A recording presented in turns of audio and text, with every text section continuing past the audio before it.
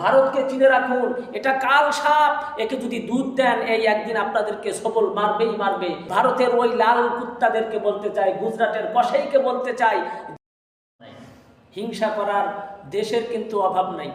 আজকে আমরা স্বাধীনতার দিনে, বিজয়ের দিনে যখন আমরা স্বাধীনতার মেসেজ দিচ্ছি, আনন্দ উল্লাস করতেছি, আমাদের শহীদ ভাইদের আত্মার মাগফিরাতের জন্য দোয়া করতেছি, মিছিল করতেছি, প্রোগ্রাম করতেছি, এমত অবস্থায় আমাদের পাশের দেশ ভারত থেকে মোদি নামে সেই চোর, সেই বাটপার, সেই হিংসুটে আমাদের নামে মিথ্যা একটা অপবাদ দিচ্ছে যে 16ই ডিসেম্বরের স্বাধীনতার দিন হলো ভারতের স্বাধীনতার দিন।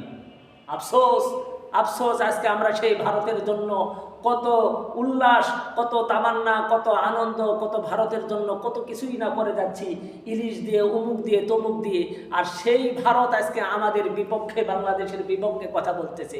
আজকে দেখুন, যখন 16ই ডিসেম্বরের দিন চলে আসলো, তখন মোদি একটা স্ট্যাটাস দিয়ে দিল যে কি, যে এই 16ই ডিসেম্বর স্বাধীনতার দিন, এটা বাংলাদেশের দিন নয়, এটা ভারতের দিন।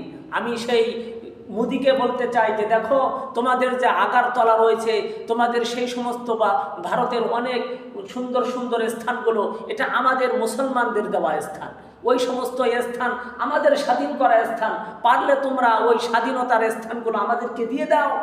ভারতের ওই লাল কুত্তাদেরকে বলতে চাই, গুজরাটের কসাইকে বলতে চাই, বাংলাদেশের দিকে যদি তোমরা চোখ রাঙাও, বাংলাদেশের দিকে যদি তোমরা আরো হিংসা করতে চাও, বাংলাদেশের মানুষ তোমাদেরকে ছাড় দিয়ে কথা বলবে না। এখন সময় এসেছে তোমাদের সাথে প্রতিবাদ করার। আমরা বাংলাদেশের এই সচেতন ব্যক্তিদেরকে বলতে চাই যে দেখুন, ভারতের সাথে যদি আপনারা আরও বন্ধু স্থাপন করতে চান, ভারতের সাথে যদি আপনারা আমদানি ক্রয় বিক্রয় করতে চান, ভারত আপনাদেরকে কিন্তু শান্তি দিবে না। ইতিপূর্বেও আমরা দেখেছি, ইতিহাসের পাতার মধ্যে স্বর্ণ অক্ষরে লেখা রয়েছে, যেই সমস্ত আমাদের বাংলাদেশি নেতারা ভারতের সাথে সুসম্পর্ক করতে চেয়েছিল, সেই সুসম্পর্ক কিন্তু দীর্ঘমেয়াদী হয় নাই। তাই অন্তর্বর্তী সরকারকে বলবো, ভারতকে চিনে রাখুন, এটা কাল সাপ, একে যদি দুধ দেন এই একদিন আপনাদেরকে সবল মারবেই মারবে। সেই সবল আজকে আমাদের বাংলাদেশের স্বাধীনতার দিনে কিন্তু মেরে দেখাই দিল।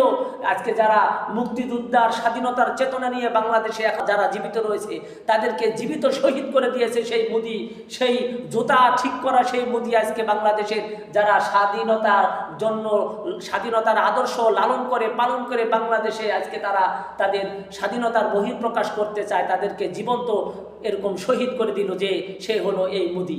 এই মোদিকে চিনতে হবে, ভারতকে চিনতে হবে। ভারত আমাদের বন্ধু নয়, ভারত পূর্ব আমাদের শত্রু ছিল, ভারত এখনো আমাদের শত্রু, ভালো করে টের রাখতে হবে।